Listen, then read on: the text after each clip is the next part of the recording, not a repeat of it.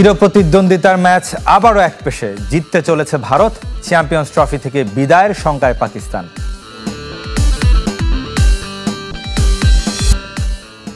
কাল বাংলাদেশে টিকে থাকার লড়াই, প্রতিপক্ষ সেই নিউজিল্যান্ড। শুভকামনা তাইজুল এবাদতের। বাংলাদেশ টিম চ্যাম্পিয়ন্স ট্রফি খেলতে গেছে, দোয়া আছে তাদের জন্য যাতে ভালো করতে পারে আমাদের টিমটা।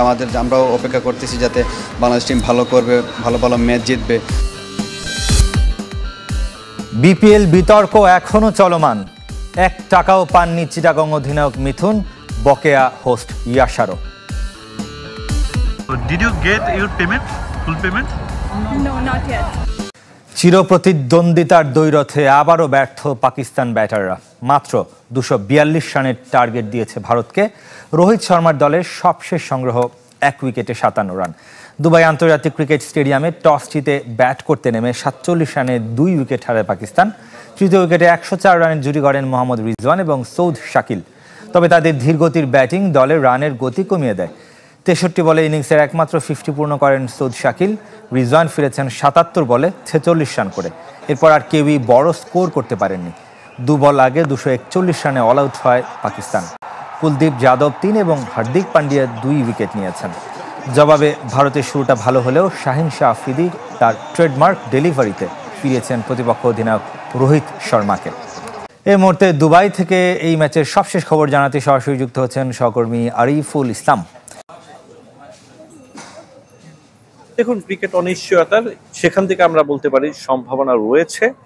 তবে আপাত দৃষ্টিতে যেভাবে আসলে ম্যাচের গতি প্রকৃতি, সেখান থেকে বলতে হয় যে ভারত এই মুহূর্তে ভালো অবস্থানে। কারণ যে রান তারা স্কোর বোর্ডে জমা করেছে, স্কোর বোর্ডে অর্থাৎ 241 রান পাকিস্তানের, সেটা নিয়ে তাদের বিপক্ষে জেতা কঠিনতর হবে। কারণ ভারতের যে ব্যাটিং লাইন আপ সেটা যথেষ্ট লম্বা।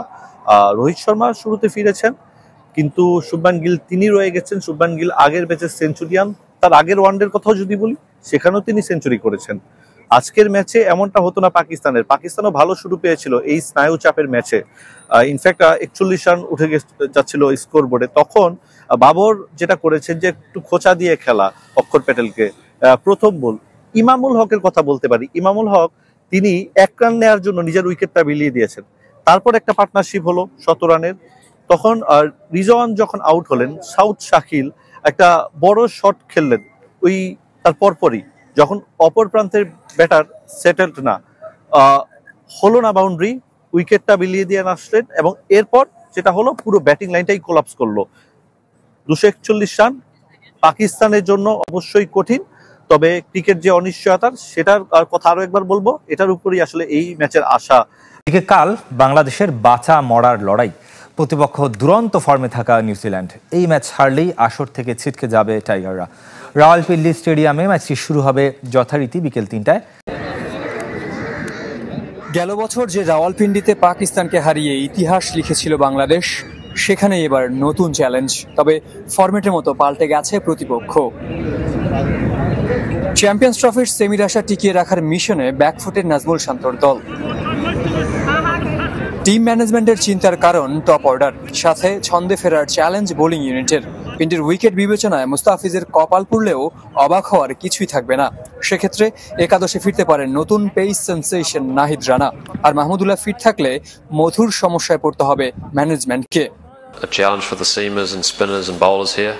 বাংলাদেশের সাম্প্রতিক পেস বোলিং লাইন আপ দারুণ। তাসকিন অনেকদিন ধরে ভালো করছে। নাহিদ রানার অন্তর্ভুক্তি দলকে আরো শক্তিশালী করেছে। রাওয়ালপিন্ডি পেসারদের স্বর্গরাজ্য হলেও অনেক রান হওয়ার সম্ভাবনা যেমন আছে, তেমনি লো স্কোরিং ম্যাচে হতে পারে। মাহমুদুল্লাহকে নিয়ে এখনই সিদ্ধান্ত নেইনি। ওর উপরে নির্ভর করছে একাদশ কেমন হবে। আর এখানকার উইকেটের রান হয় তা জানি, তবে এটাও ভুলে গেলে চলবে না, শেষ 5 ম্যাচে আমরা 3বার 300-ও বেশি রান করেছি। সুতরাং হাই স্কোরিং ম্যাচ নিয়ে ভাবছি না। পরিসংখ্যানেও পিছিয়ে বাংলাদেশ। 45 ওয়ানডেতে টাইগারদের 11 জয়ের বিপরীতে কিউইরা জিতেছে 33টি, বাকিটা টাই। তবে টাইগারদের অনুপ্রেরণা হতে পারে 2017 চ্যাম্পিয়ন্স ট্রফি, যেখানে অবিশ্বাস্য কীর্তি গড়েছিলেন সাকিব মাহমুদুল্লাহ। ব্ল্যাক ক্যাপদের হারিয়ে সেমিতে পৌঁছে গিয়েছিল বাংলাদেশ। সাকিব ছাড়াও বাংলাদেশ ব্যালেন্সড ও ভালো দল, ওদের হালকাভাবে নেওয়ার কিছু নেই, আর পরিসংখ্যান দিয়ে ম্যাচ জেতা যায় না। আগের ম্যাচে কি হয়েছে তা নিয়ে পড়ে থাকলে হবে না। নতুন ম্যাচ, নতুন দিন, চ্যালেঞ্জটাও নতুন। আর নিউজিল্যান্ড এখানে কি করেছে তা ভেবে লাভ নেই, এটা ভিন্ন একটা টুর্নামেন্ট।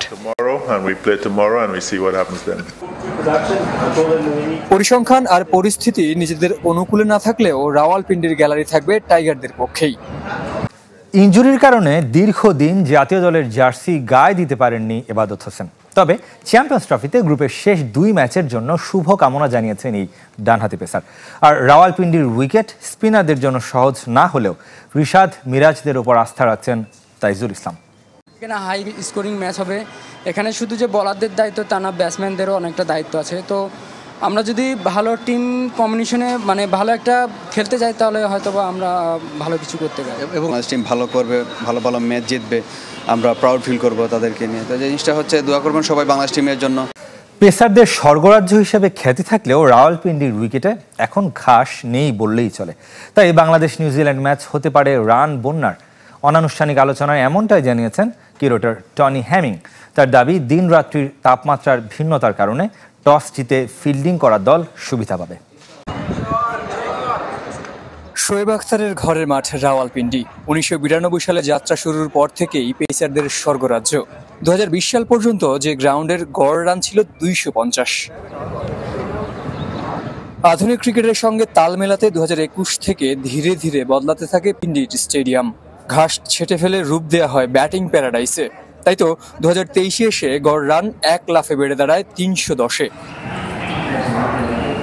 ঘরোয়া এবং আন্তর্জাতিক ম্যাচের ব্যস্ত সূচিতে এবারের চ্যাম্পিয়ন্স ট্রফির আগে পরিচর্যায় খুব একটা সময় মেলেনি কিউরেটরদের। আর শীতকাল হওয়ায় সবুজ থেকে রং বদলে উইকেট হয়েছে বাদামি। মাঠে 13টা উইকেট থাকলেও চ্যাম্পিয়ন্স ট্রফির জন্য আইসিসি বেছে নিয়েছে 4টি। একটি নেট অনুশীলনের জন্য, বাকি 3টি 3 ম্যাচের জন্য। বাংলাদেশ নিউজিল্যান্ড ম্যাচে প্রভাব ফেলতে পারে আবহাওয়া। বিসিবির সাবেক ও পিসিবির বর্তমান হেড কিউরেটর টনি হেমিং এর মতে, রাতে শিশির থাকায় দ্বিতীয় ইনিংসে বেগ পেতে হবে বোলারদের। তাই টস জিতে আগে ফিল্ডিং নেওয়াই হতে পারে বুদ্ধিমানের কাজ। পেসারদের স্বর্গরাজ্য হিসেবে খ্যাতি থাকলেও রাওয়ালপিন্ডির উইকেট এখন ঘাস নেই বললেই চলে। এদিকে বিপিএল এর শেষ হলেও শেষ হয়নি বিতর্ক। নতুন করে পারিশ্রমিক না পাওয়ার অভিযোগ এনেছেন চিটাগং কিংস অধিনায়ক মোহাম্মদ মিঠুন। অথচ তুলনামূলক দুর্বল দলটিকে বিপিএল ফাইনালে তোলার অন্যতম নায়ক তিনি। বিসিবিকে আনুষ্ঠানিকভাবে জানিয়েছেন, ক্রিকেট বোর্ডও পরিশোধের আশ্বাস দিয়েছেন। ঢাকা প্রিমিয়ার লিগে ন্যায্য পারিশ্রমিকের প্রত্যাশা তার। বিপিএল শেষ হয়েছে 2 সপ্তাহেরও বেশি। মন্ত্রণালয় ও ক্রিকেট বোর্ডের গঠিত সত্যানুসন্ধান বা ফিক্সিং তদন্তে স্বাধীন কমিটির কোনো অগ্রগতির খবর নেই। পারিশ্রমিক আর ফিক্সিং ইস্যুতে কলঙ্কিত বিপিএল এর কলঙ্কের দাগ এখনো মুছে যায়নি। দুর্বার রাজশাহীর পাশে আরেক বিতর্কিত দল চিটাগং কিংস।